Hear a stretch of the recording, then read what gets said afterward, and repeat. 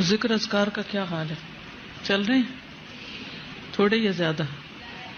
سبحان اللہ و بحمدہ پڑھنے کا کیا اجر ہے آپ بتائیے؟ سونے کا پہاڑ خرچ کرنے سے بھی زیادہ بڑا اجر ہے اس شخص کے لیے جو سبحان اللہ و بحمدہ پڑھے. خاص طور پر کب زیادہ پڑھنا؟ جب انسان خوف کھائے. کس چیز سے؟ رات کے اندھیرے سے اور دشمن سے مال خرچ کرنے سے. پڑھیے کم از کم 3 دفعہ سبحان اللہ و بحمدہ سبحان اللہ و بحمدہ. اللہم انی اسألک علما نافعا بھی پڑھیے 3 دفعہ پڑھیے. سبحان اللہ والحمد للہ ولا الہ الا اللہ واللہ اکبر بھی 3 دفعہ پڑھیے. دروشی پڑھیے کیونکہ جمعے کا دن دروشی پڑھنے کا دن ہے. کل ہم نے استغفار کے بارے میں پڑھا تھا کہ یہ مہینہ گناہوں کی بخشش کا مہینہ ہے اور اس میں ہمیں پوری کوشش کرنی ہے کہ ہم اللہ سبحانہ وتعالیٰ سے اس مہینے کی بات پوری طرح بخشش حاصل کر چکے ہوں. نبی صلی اللہ علیہ وسلم روایت کرتے ہیں اللہ سبحانہ وتعالیٰ سے، حدیث قدسی ہے، اللہ تعالیٰ فرماتے ہیں یا عبادی انکم تخطئون باللیل والنہار وانا اغفر الذنوب جمیعا فاستغفرونی اغفر لکم. اے میرے بندو تم دن رات خطائیں کرتے رہتے ہو اور میں تمام گناہ بخش دیتا ہوں، لہٰذا تم مجھ سے بخشش طلب کرو میں تمہیں بخش دوں گا. بخشش کے لیے سب سے اہم چیز کیا ہے کہ انسان اپنی ندامت کا اظہار کرے، اپنے گناہ پر شرمندگی. تو اس کے لیے آپ کو کرنا یہ ہے کہ اکیلے میں آج بیٹھ کر، صرف آج ہی نہیں پورا مہینہ اگر یہ عمل کریں تو بہت ہی مفید ہوگا. اکیلے میں بیٹھ کر اپنے کسی ایسے گناہ کا ذکر کریں اللہ تعالیٰ کے سامنے جو صرف آپ کو پتا ہے. اللہ نے دنیا میں وہ آپ کا گناہ چھپایا ہوا ہے، اور اللہ سبحانہ تعالیٰ سے اپنی کمزوری کا اعتراف کریں، شرمندگی اور ندامت کا اظہار کریں، اور پھر رو کر اللہ تعالیٰ سے معافی مانگیں، کیونکہ فَإِنَّهُ لَا يَغْفِرُ الذُّنُوبَ إِلَّا أَنْتَ. اللہ کے سوا کوئی بھی ایسا نہیں جو گناہوں کو معاف کر سکے. تو اس لیے بہت ضروری ہے کہ ہم ندامت اختیار کریں، شرمندہ ہوں، اپنی غلطیوں کو مانیں. اور جب ایک انسان غلطی مان لیتا ہے تو پھر التائب من الذنب کمن لا ذنب لہ، انسان اتنا صاف ہو جاتا ہے گویا اس نے کوئی گناہ کیا ہی نہیں. کمن لا ذنب لہ. اسی طرح توبہ کے لیے اگر کوئی کبیرہ گناہ سرزد ہو چکا ہے زندگی میں، پاسٹ میں، جو آپ کو ہانٹ کرتا رہتا ہے، بار بار آپ کو پریشانی ہوتی ہے، تو اس کے بارے میں کیا کرنا چاہیے؟ رسول اللہ صلی اللہ علیہ وسلم نے فرمایا جب کسی بندے سے کوئی گناہ سرزد ہو جائے پھر وہ اچھی طرح وضو کرے، پھر کھڑا ہو اور 2 رکعت نماز ادا کرے، پھر اللہ تعالیٰ سے بخشش مانگے تو اللہ تعالیٰ اسے ضرور معاف کر دیتے ہیں. پھر آپ نے یہ آیت تلاوت فرمائی والذین اذا فعلوا فاحشة او ظلموا انفسهم ذکروا اللہ فاستغفروا لذنوبهم ومن یغفر الذنوب الا اللہ ولم یصروا علی ما فعلوا وهم یعلمون. اور پرہیزگار وہ لوگ ہیں کہ جب ان سے کوئی بے حیائی کا کام ہو جائے، انسان ہے نا، غلطیاں ہو جاتی ہیں اور بعض اوقات تو ہم ریئلائز بھی نہیں کرتے کوئی غلطی ہو چکی ہے، یا وہ اپنی جانوں پر ظلم کر بیٹھے تو وہ فوراً اللہ کو یاد کرتے ہیں، دیر نہیں لگاتے اور اپنے گناہوں کی معافی مانگتے ہیں. اور اللہ کے سوا اور کون ہے جو گناہ معاف کر سکتا ہو؟ اور کون ہے؟ کوئی بھی تو نہیں. ساری دنیا بھی اگر ہمیں پاک باز پاک دامن قرار دے دے اور یہ کہے کہ آپ تو بہت ہی نیک لوگ ہیں، اور سرٹیفکیٹ جاری کر دے اور ایوارڈ اس پر دے دے ہمیں کہ ہم نیک ہیں، لیکن ہم نیک نہیں ہو سکتے جب تک کہ ہمیں اللہ سبحانہ تعالیٰ کی طرف سے نجات کا پروانہ نہ مل جائے. تو اس لیے بہت ضروری ہے کہ ہم خاص طور پر اللہ سبحانہ تعالیٰ کی طرف رجوع کریں، اور نماز جو کہ برائیوں کو مٹا دیتی ہے تو توبہ کے نوافل کا اہتمام کریں. یعنی جب بھی دل میں پریشانی آئے کسی گناہ کی تو اس کے علاج کے لیے نفل پڑھیں، اور پھر وہ دانستہ اپنے کیے پر اصرار نہیں کرتے. یعنی جو غلطی ان سے ہو گئی اسے بار بار دہراتے نہیں. اس استغفار کا فائدہ کیا ہوگا؟ انسان اللہ کے عذاب سے محفوظ رہے گا. آپ بڑی بڑی پریشانیوں سے، تکلیفوں سے، بیماریوں سے، حادثات سے محفوظ رہیں گے. نبی صلی اللہ علیہ وسلم نے فرمایا العبد آمن من عذاب اللہ ما استغفر اللہ. بندہ جب تک اللہ سے استغفار کرتا رہتا ہے اس وقت تک اللہ کے عذاب سے محفوظ رہتا ہے. جیسے قرآن مجید میں بھی آتا ہے نا کہ اللہ ان کو عذاب نہیں دے گا جب تک کہ وہ استغفار کرتے رہیں.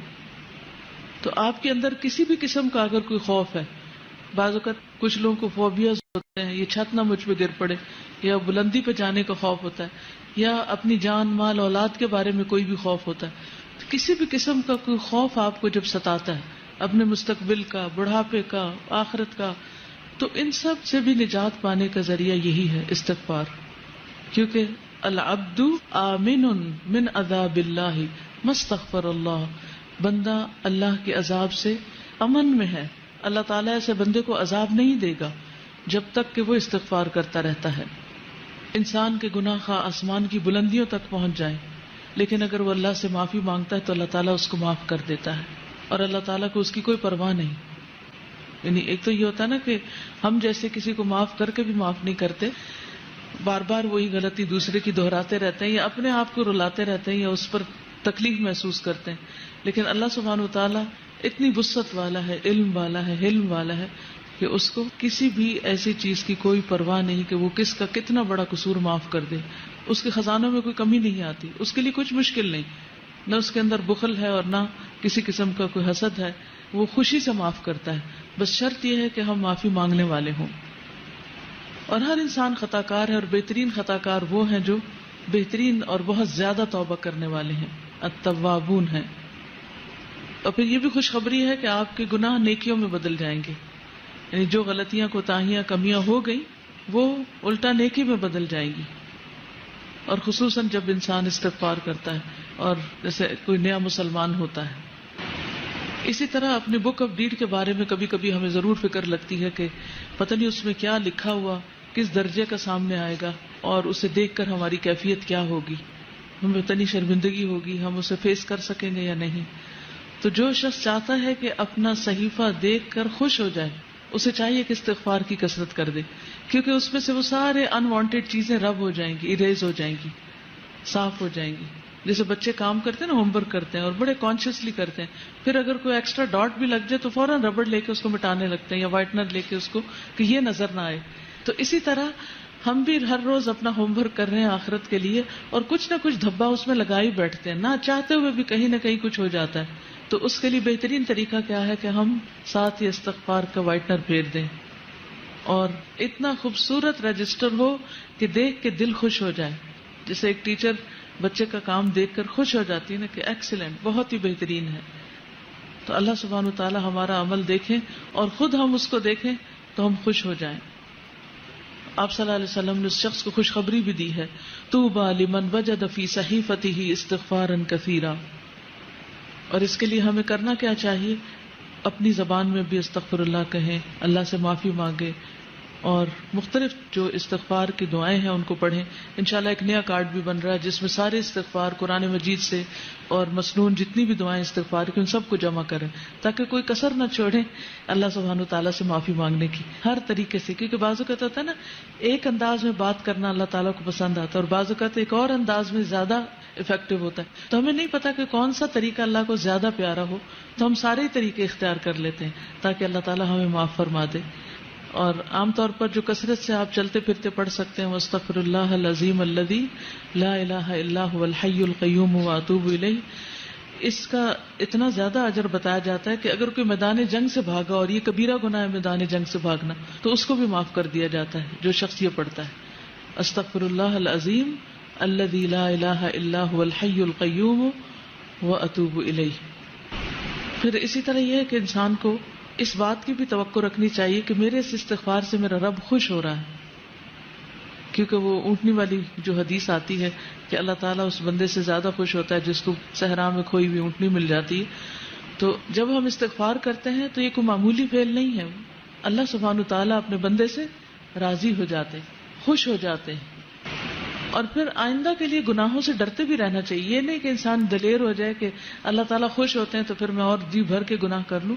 نہیں، مومن جو ہے وہ گناہ کو اپنے اوپر پہاڑ کی طرح سمجھتا ہے، جیسے کوئی پہاڑ گر گیا اس پر، اتنا پریشان ہوتا ہے، وہ اتنا تکلیف اٹھاتا ہے گناہ کر کے. اور منافق جو ہوتا ہے یا فاجر، وہ ایسے جیسے ناک پہ بیٹھی مکھی اور اس کو ہاتھ کے اشارے سے اڑا دے، یعنی اسے معمولی سی چیز ہے. اور پھر صبح شام سید الاستغفار بھی انسان پڑھتا رہے، اور ہر مجلس کے اختتام پر، جیسے حالانکہ ہم قرآن پڑھ رہے ہوتے ہیں لیکن پڑھتے اور پڑھاتے ہوئے ہو سکتا ہے کوئی ایسی بات منہ سے نکل جائے جو اللہ تعالیٰ کو پسند ہے، اور بھول چوک تو لازم ہے، ہو ہی جاتی ہے، نہ کرتے ہوئے بھی ہو جاتی. تو ایسی ساری چیزوں اور کمیوں کوتاہیوں کا جو طریقہ ہے وہ پھر استغفار میں ہی ہے. اور وہ کیا ہے؟ سبحانک اللہم و بحمدک اشہد ان لا الہ الا انت استغفرک و اتوب الیک. اور نبی صلی اللہ علیہ وسلم تو